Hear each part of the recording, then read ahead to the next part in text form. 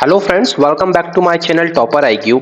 This is Nitin Katre और हम लोग डिस्कस कर रहे हैं एमपी पटवारी के प्रीवियस ईयर के जो मैथ्स के क्वेश्चंस हैं जो 9 दिसंबर 2017 को सेकंड शिफ्ट में आए हुए थे। उनके सभी मैथ्स के क्वेश्चंस हम लोग आपको यहाँ पे वन बाय वन डिस्कस करने वाले हैं, ठीक है। और इसके पहले मैंने इसके पहले जो वीडियो लेके आया था उसमें फर्स्ट शिफ्ट के मैंने क्वेश्चन कुछ अपडेट किया था। यदि आप लोगों ने उस वीडियो को नहीं देखा है तो जरूर उस वीडियो को जरूर देखें, ठीक है। ये है सेकंड शिफ्ट में, उसी दिन जो सेकंड शिफ्ट में एग्जाम हुआ था उसके क्वेश्चंस, ठीक है। चलिए स्टार्ट करते हैं ज्यादा टाइम को वेस्ट नहीं करते हुए। हमारा फर्स्ट क्वेश्चन, आज का फर्स्ट क्वेश्चन देखो, यहां पे दिया हुआ है क्या, भिन्न 4, 5, 3, 6 मतलब 4536 अपॉन 49896, ठीक है। 49896 का न्यूनतम मतलब सरल रूप, लघुकृत रूप क्या है। तो कुछ नहीं करना है, सिंपली आपको 4536 अपॉन 49 और 896, ठीक है। यहाँ पे आपको ये दिए हुए हैं, कुछ फ्रैक्शंस दिए हुए हैं, चार ऑप्शंस में कुछ कट गए हैं।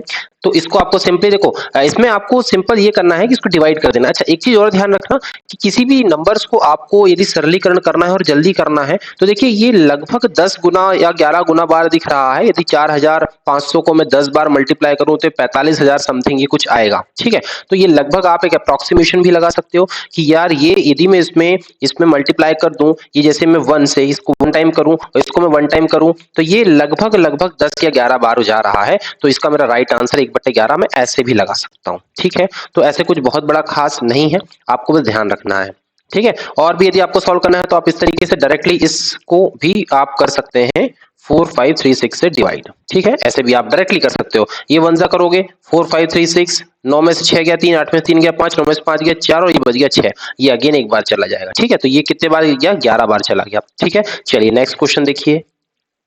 बहुत टफ क्वेश्चन नहीं आए हुए थे, बहुत आसान क्वेश्चन ही आए हुए थे सारे। सेकंड शिफ्ट का ही अगला क्वेश्चन है, 4/5 को आपको फ्रैक्शन रूप में लिखना है। बहुत बच्चा भी कर लेगा, क्या आएगा 0.8 आएगा, ठीक है, सिंपल है। अगला क्वेश्चन, जिन क्वेश्चंस में समय देने की जरूरत है मैं उनमें समय दूंगा, जिनमें नहीं देना है उनमें मैं समय नहीं दूंगा, ठीक है। देखो 967 दिख रहा है, बाकी सभी जगह अभी देखो क्या करना है, ये 2 जीरो से, देखो ये 2 जीरो से ये फ्रैक्शंस का जो डिवाइड बाय 100 आएगा वो कट जाएगा, तो ये डेसिमल हट जाएगा, ठीक है। सिंपल देखते चले जाओ। उसके बाद में आपको क्या दिख रहा है, ये 967, ये 967 के बाद कितने जीरो आएंगे, यदि मैं इसको डेसिमल हटाऊंगा तो 4 जीरो आएंगे, 1 2 3 4, 4 जीरो। तो 4 में से 1 2 3 जीरो तो यहाँ से चले जाएंगे, बच जाएगा 1 जीरो, ठीक है। तो बचेगा क्या, 967 डिवाइड बाय 10, और ये जो 10 है ये 10 से ये 10 कैंसिल हो जाएगा, ठीक है। मल्टीप्लाइड बाय 967, मल्टीप्लाइड बाय 967, तो क्या बन गया, ये क्या बन गया, ये बन गया 967 की पावर 3। ये हमारा राइट आंसर बनेगा, ठीक है। कुछ भी नहीं था, दशमलव हटाने थे और सिंपल आपको आंसर देना था। बहुत जल्दी ही आप इनको क्वेश्चंस को आप एग्जाम में सॉल्व कर सकते हैं, ठीक है।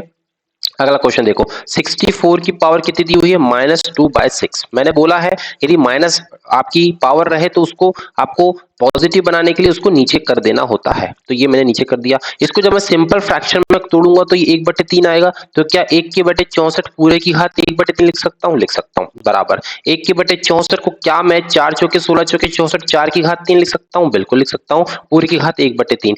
ये मुझे पता है यदि a की पावर m और पूरे की पावर n हो तो ये बन जाता है a की पावर m इंटू n, मतलब गुणा, जब एक की पावर के ऊपर पावर होती है तो आपस में गुणा हो जाती है, मतलब 3 और 1/3 का आपस में जब गुणा होगा तो 3 से 3 कैंसिल हो जाएगा, बचेगा क्या 1/4 पूरे की पावर 1, जिसको हम 4 ही लिखते हैं। 1/4 में राइट आंसर बनेगा, ठीक है। कुछ भी कठिन नहीं था, घातांक के नियम जिसको पता है वो आसानी से सॉल्व कर लेगा, ठीक है, बहुत जल्दी सॉल्व कर लेगा। एक वर्ग के क्षेत्रफल का अनुपात उसके, एक वर्ग है, ठीक है, इसका क्षेत्रफल मान के चलो इसकी साइड a हो, क्योंकि वर्ग की सारी साइड्स a होती हैं, इसका क्षेत्रफल क्या हो जाएगा भाई, a² हो जाएगा, ठीक है, a² हो जाएगा, ठीक है। यहाँ पे मैं लिखता हूँ a² अपॉन, इसका अनुपात पूछा है उसके विकर्ण पर खींचेगा, इसका विकर्ण क्या बनता है आपको पता है, a√2 बनता है, क्या बनता है a√2। इस a√2 पर खींचे गए वर्ग, इसका वर्ग, इस पे वर्ग बनाऊंगा तो ऐसा कहीं बनेगा ये, तो इसकी भी साइड a√2 होगी, यहाँ वाले साइड भी a√2 होगी और यहाँ वाली भी साइड a√2 होगी। इसका जो विकर्ण है इस पे वर्ग, तो इसका जो अनुपात, इसका जो क्षेत्रफल आएगा उसका क्षेत्रफल क्या बनेगा, a√2 का स्क्वायर बनेगा। जब मैं a√2 का स्क्वायर करूंगा तो क्या बनेगा, 2a² बनेगा। जब इसका स्क्वायर करूंगा, √2 का स्क्वायर 2 होता है और a का स्क्वायर a, तो ये क्या बन जाएगा 2a², ठीक है। जब ये कटेगा तो ये बनेगा 1/2, 1:2, 1:2। एक वर्ग के क्षेत्रफल का अनुपात उसके विकर्ण पर खींचे, इस विकर्ण पर खींचा गया वर्ग, के क्षेत्रफल से अनुपात बताना था। ठीक है, चलिए अगला क्वेश्चन, बहुत आसान क्वेश्चन था ये भी। ये पूछा है कि ये आपको दे रखा है पी एक्स का वैल्यू कितना दे रखा है भाई, x square minus of 2x plus 3। ये पूछा है पी, यहाँ पे ऐसे पी ऑफ 1 पूछा है, पी ऑफ 2 पूछ सकता था, पी ऑफ 3 पूछ सकता था, कुछ भी पूछता। जहां जहां x दिख रहा है वहां वहां 1 रख दो। 1 का स्क्वायर माइनस ऑफ 2 1 2 प्लस 3, 2 एकम 2 करूंगा, जब यहाँ पे वैल्यू 1 पुट करूंगा तो 1 ही आएगा। ये बनेगा 1 माइनस 2 प्लस 3, मतलब क्या 3 और 1 4, 4 में से 2 गया 2, 2 हमारा राइट आंसर होगा। ठीक है, कोई दिक्कत नहीं है इसमें, 2 भी पूछ सकता था, 3 भी पूछ सकता था, कोई भी वैल्यू पूछता, x की जगह रिप्लेस कर देते, x की जगह पुट कर देते, हमारा आंसर आ जाता। ठीक है, कोई दिक्कत नहीं है। अगला क्वेश्चन, सब आसान क्वेश्चन है, सम वन वर्ड है, बहुत 10-10 30-30 25-25 30-30 सेकंड के क्वेश्चन हैं ये, कोई बहुत बड़े नहीं है। इसका स्क्वायर पूछा है भाई, 13 का स्क्वायर कितना होता है, 13 का स्क्वायर 169, कितने अंक बाद दशमलव आ जाएगा, 1 2 3 अंक बाद है तो स्क्वायर में 6 अंक बाद आ जाता है, याद रखना। जैसे मैंने बोला 2.5 का स्क्वायर, तो 25 का स्क्वायर 625 लिख लो, जितने अंक बाद दशमलव है उसके डबल कर दो, तो मतलब यहाँ पे 1 अंक बाद दशमलव है तो यहाँ पे 2 अंक बाद दशमलव आ जाएगा। ठीक है, ये हमारा बेसिक है। यहाँ पे 3 अंक बाद दशमलव है तो यहाँ पे 6 अंक बाद आ जाएगा। अब 6 डिजिट तो है नहीं, 6 बनानी पड़ेंगी, लो बना दिया, 1 2 3 4 5 और 6, यहाँ पे दशमलव लगा देंगे, 0.0000169, ये जहां भी दिखे वही आपका आंसर होगा। कितने, 1 2 3 4 5 6। ठीक है, 6 अंक बाद दशमलव हो जाएगा। अगला क्वेश्चन, बहुत कठिन क्वेश्चन नहीं पूछे गए, इनका औसत पूछा है, सबको जोड़ना है, डिवाइड बाय संख्या करना है, डायरेक्ट यहीं से जोड़ो, 4 और 7 11, 11 और 1 12, 12 और 8 20, और 20 और 0 तो 20 ही आएगा। ठीक है, कैरी आ जाएगा 2। ठीक है ना, 4 और 2 6, 6 और 5 11, 11 और 4 15, 15 और 2 17, और 17 और 3 20, बटे कितना 5, जब 5 से डिवाइड करोगे तो राइट आंसर आपका 40 आ जाएगा। ठीक है, योग बटे पूरी संख्याओं का योग बटे संख्या, जितनी भी नंबर ऑफ संख्या है, ये हमारा औसत का फॉर्मूला होता है, कुल योग बटे कुल संख्या, यही होता है। ठीक है, अगला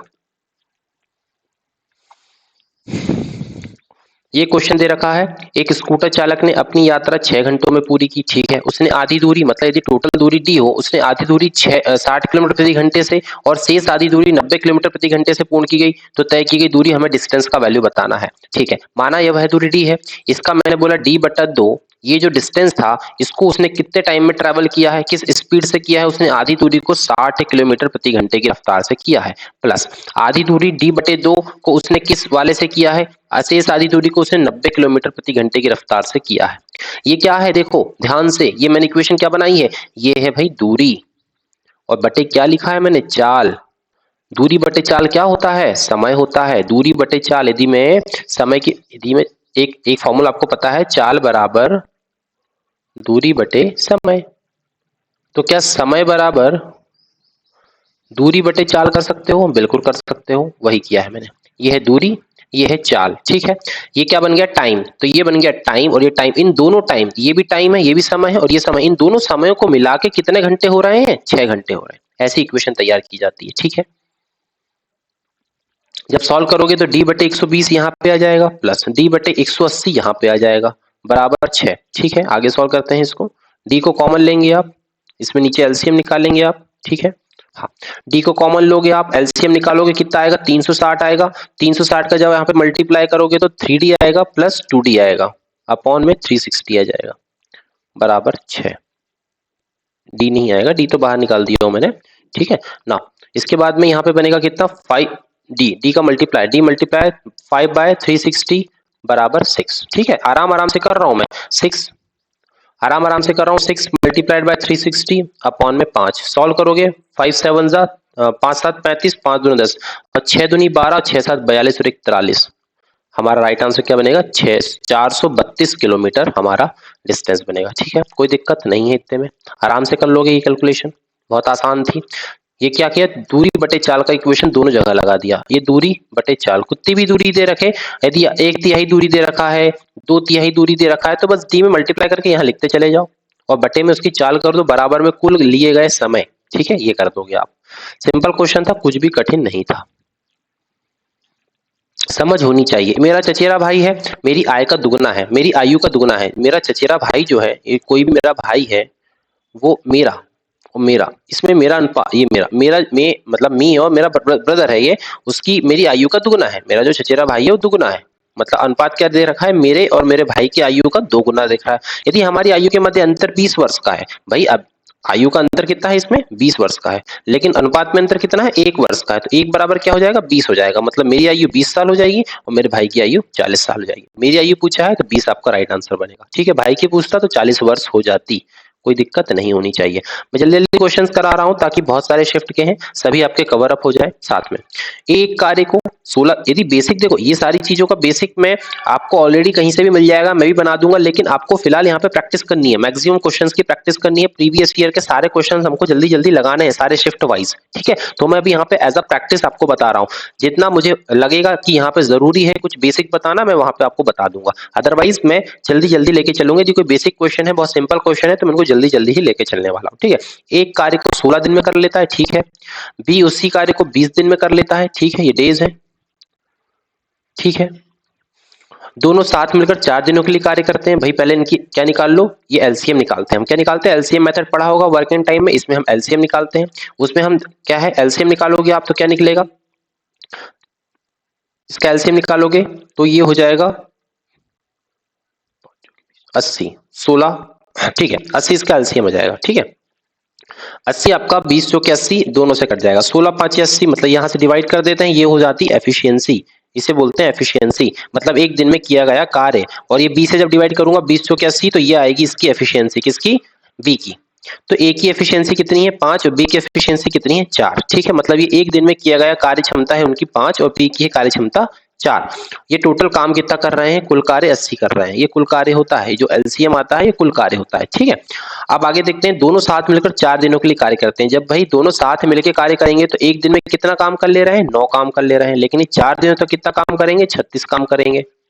अब 80 काम में से 36 काम हो गया, इस 80 काम में से 36 काम हो गया, बच कितना गया, ये बच गया भैया आपका 7 में से 3 गया 4।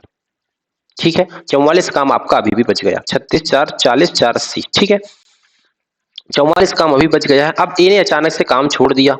ये जब काम छोड़ देता है तो कार्य को पूरा करने के लिए बी को और कितने दिन अधिक लगेंगे, तो बी जो है वो, अब ए तो चला गया, अब ये जो भी कार्य करेगा कौन करेगा, ये 44 काम कौन करेगा, बी के द्वारा कराया जाएगा। तो जिसके द्वारा कराया जाता है उसकी कार्य क्षमता को हम नीचे लिख देते हैं। टोटल काम है 44, कराना बी से है, जो उसकी क्षमता है 4, तो डिवाइड बाय 4 कर देंगे, ये बराबर आ जाएगा आपका 11। ठीक है, जब आप इसको डिवाइड करेंगे तो 44/4, मतलब ये क्या है, कुल कार्य, और ये क्या है, उसकी क्षमता है। कुल कार्य बटे क्षमता जब हम करते हैं तो हमारे डेज निकल आते हैं, दिन निकल आते हैं। ठीक है, तो ये हमें पता करना है। सिंपल आपको दिख रहा होगा भाई, 44 काम, 44 मान के चलो, कुछ भी काम ले लो या लड्डू ले लो, कुछ भी मान के चलो। हम लड्डू लेके चलते थे क्वेश्चन में कि भाई 44 लड्डू को खाने हैं और एक व्यक्ति एक दिन में 4 लड्डू खाता है, तो कितने दिन लग जाएंगे, 44, भाई 11 दिन ही तो लगेंगे, उसको डिवाइड करके निकाल लो, सिंपल सा फैक्ट है। इतनी समझदारी तो आपको रखनी पड़ेगी। ठीक है, देखते साथ सॉल्व होना चाहिए, क्वेश्चन देखते साथ सॉल्व होने चाहिए। क्लियर है, अगला क्वेश्चन देखो, 48 पुरुष एक खाई को, सिंपल, 48 मैन, इसमें क्या फॉर्मूला लगाना है, MDH बराबर MDH, पता है ना, ये M1 D1 H1 M1 D1 H2 upon W1 बराबर W2। ठीक है, M1 D1 ये पता है ना, ठीक है, ये पता रहना चाहिए। ठीक है ना, तो ये क्या करोगे आप, 48 मैन है, 48 मैन है, ये 20 दिनों में किसी खाई को खोद सकते हैं, तो 15 दिनों में कितने मैन काम करेंगे। ठीक है, M1 D1 लगा दिया, डिवाइड बाय 15 करूंगा, 5 दिया 15, 5 चौके 20, 3 से ये 16 बार जाएगा और 16 चौके 64 मेरा राइट आंसर हो जाएगा। ठीक है, कोई दिक्कत नहीं है, आराम से आप इसको सॉल्व कर लोगे। अगला क्वेश्चन, विवाह के समय एक पति और पत्नी की औसत आयु 24 वर्ष थी। यदि दोनों की औसत आयु, ये क्वेश्चन कर चुके हैं, पहले शिफ्ट में भी सेम क्वेश्चन आया था, विवाह के समय उनके औसत आयु जब 24 है तो दोनों का एडिशन कितना हो जाएगा, ये है आपका हस्बैंड, ये है उसकी वाइफ, इनकी औसत आयु 24 थी, तो 24 दूनी 48 हो जाएगी, दोनों का योग हो जाएगा। 7 वर्षों के पश्चात तो कितना जोड़ूंगा इन दोनों में, 14 जोड़ दूंगा, क्योंकि इसकी भी 7 वर्ष बढ़ेगी, इसकी भी 7 वर्ष बढ़ेगी। जब मैं 7 वर्ष जोड़ूंगा तो 8 4 12 और 4 2 6, अब दोनों का एडिशन कितना हो गया, H प्लस डब्ल्यू का एडिशन कितना हो गया, 62। अब तीनों की औसत आयु दे रखी है, पति पत्नी और पुत्र की, पति पत्नी और पुत्र की औसत आयु दे रखी है, मतलब हस्बैंड प्लस वाइफ प्लस सन, तीनों की औसत आयु, औसत आयु क्या है 22, तो 22 दिया 66 कर दूं। यदि मैं इसमें डिवाइड बाय 3 लिखता और यहाँ पे 22 लिखता, तो क्या अगले स्टेप में मैं इसको H plus W plus S बराबर 66 ही लिखता, बिल्कुल लिखता। जब दोनों की आयु 62 है, और सन की आयु आपकी कितनी है 66, सबके मिला के 66 है और इनका एडिशन 62 है, तो कितना हो जाएगा 66 में से 62 जाएगा आपका, तो बच जाएगा कितना सन की आयु 4 वर्ष। ये आंसर गलत है, ध्यान रखना, ये वहां पे भी गलत दिया हुआ था, राइट आंसर आपका 4 बनेगा। ठीक है, इसमें सभी को मार्क्स मिले थे, ये 2 कंसीडर किया गया है लेकिन ये गलत है। ठीक है, समझ में आ गया। तो 22 दिया 66 आपका ये हो जाएगा, 66 में से आपका कितना चला जाएगा 24 दूनी 48 में 14 जोड़ोगे आप तो 62 हो जाएगा, 8 4 12 4 2 6, 66 में से 62 जाएगा तो 4 वर्ष बचेगा जो कि उसके पुत्र की आयु होगी। सिंपल क्वेश्चन था, कुछ भी नहीं किया हमने, सिंपल जो जो बोला गया हमने वही किया। ठीक है, अगला क्वेश्चन देखते हैं। पीतल की एक कृति में जस्ता और तांबा, जस्ता अनुपात तांबा हमें दे रखा है 4:5। ठीक है, इसी प्रकार 180 किलोग्राम की 180 किलोग्राम की एक कृति में जस्ता की मात्रा क्या होगी? यदि इस 180 में जस्ता की मात्रा, तो अनुपात तो यही दे रखा रहेगा 4:5। इसको 4:5 कैसे करते हो आप? इसको हम करते हैं 4 और 5 दोनों को ऐड करके 9 लिखते हैं, 9 बराबर हम 180 लिखते हैं। 9 बराबर जब 180 है तो 1 का मान कितना आ जाएगा 20 आ जाएगा। जब 1 का मान 20 आ जाएगा तो हम निकालते हैं 4 का मान, ये हो जाएगा 4 का मान, 4 का मान कितना हो जाएगा भाई 20 जो कि 80, तो 80 किलो तांबा हो जाएगा।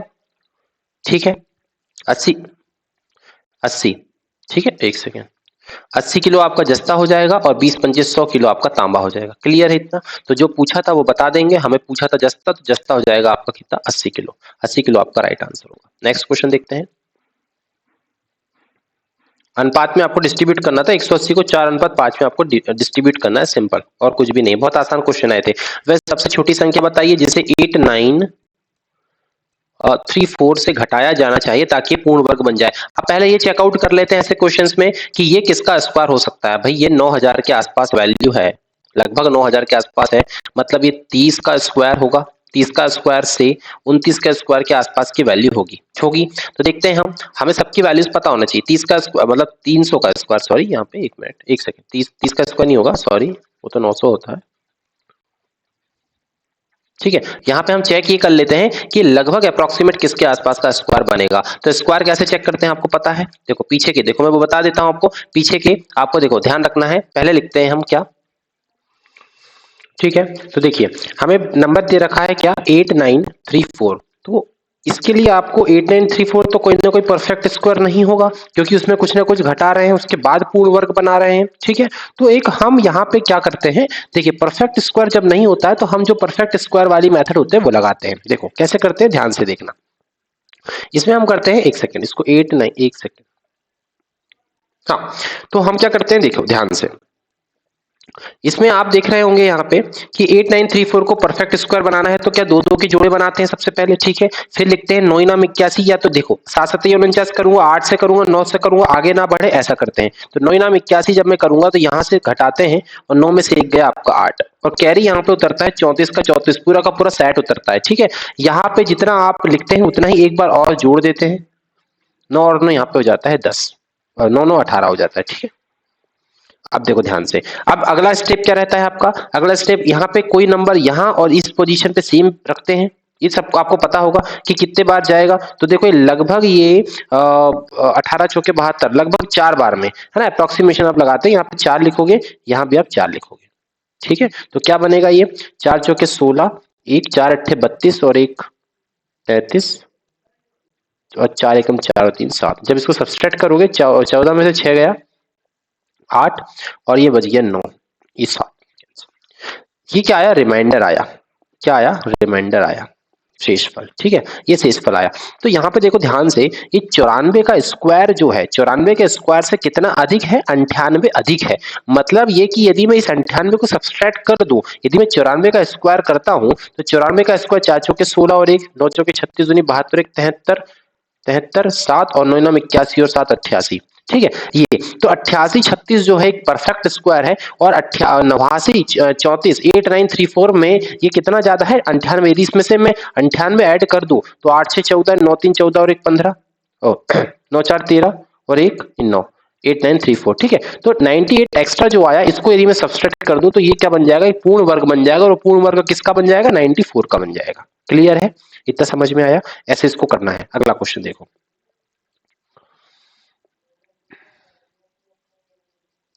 नेक्स्ट क्वेश्चन देखते हैं। हमें पूछा है यदि x बाय 5 और 9/15 क्या है, समतुल्य है। समतुल्य है तो हम बराबर कर देंगे। x का मान बताना है, 5 एकम 5, 5 तिया 15, 3 तिया 9। x का मान कितना हो जाएगा, 3 हो जाएगा। बहुत सिंपल सिंपल क्वेश्चन आए हुए थे, आप यदि करेंगे तो बहुत जल्दी हो जाएगा। एक्स स्क्वायर इक्वल्स टू दिया है 4224, तो कौन सा सही है चेक करना है कि ये जो स्क्वायर है मतलब x का वैल्यू 4224 के आसपास किसकी वैल्यू आएगी। तो देखो ये लगभग दिख रही है कि 60, 6 36, मतलब ये लगभग यदि मैं 65 का स्क्वायर करता हूँ, 65 का स्क्वायर स्क्वायर कैसे करते हैं पता है ना, 5 25 और 6 7 42, मतलब ये 42 25 आ रहा है। 65 का स्क्वायर कितना होता है, देखो कैसे करते हैं पता है। 65 का स्क्वायर आपको 5 का स्क्वायर लिख देते हैं 25, और 6 से के बाद का नंबर होता है 7, 6 7 में मल्टीप्लाई कर देते हैं और यहाँ लिख देते हैं 6 7 42। 42 25 से थोड़ा सा कम है, मतलब 65 से थोड़ा सा कम आएगा और 64 से थोड़ा सा ज्यादा आएगा ये नंबर, तो ये आपका राइट आंसर बनेगा। ठीक है, क्लियर है इतना। एक्स का वैल्यू कितना आ जाएगा, लगभग जब मैं इसमें स्क्वायर रूट डालूंगा तो ये आएगा लगभग 64.88 समथिंग अप्रॉक्स, तो इतना आएगा। तो ये वैल्यू को मैं ऐसे लिख सकता हूँ, मतलब 64 से तो बड़ी है और 65 से कम है। ठीक है, ये हो गया। नेक्स्ट क्वेश्चन देखते हैं, लास्ट क्वेश्चन है शायद ये। ठीक है, ये लास्ट क्वेश्चन बन गया। महत्तम 4 अंकीय संख्या बतानी है, नंबर्स आपको पता होने चाहिए। ये 9801 एक पूर्ण वर्ग है, ये महत्तम 4 अंक की डिजिट होती है 9801, जो कि maximum the greatest 4 digit number होती है, जो कि एक परफेक्ट स्क्वायर होती है। ठीक है, ये आपको ध्यान रखना है। ये सारे क्वेश्चन थे आज के, बहुत ही सिंपल आपका जो क्वेश्चन आया हुआ था, सभी के सभी जितने क्वेश्चन थे सारे सिंपल थे। शिफ्ट 2 में, शिफ्ट 1 के भी क्वेश्चंस बहुत ज्यादा हार्ड नहीं थे, सब आपके 30 40 40 50 50 सेकंड में हो जाने वाले थे। तो इसी तरीके के अगले सेशन को भी हम अगले शिफ्ट के भी क्वेश्चंस में आपके पास नेक्स्ट वीडियो में लेके आऊंगा। थैंक यू सो मच आज के लिए।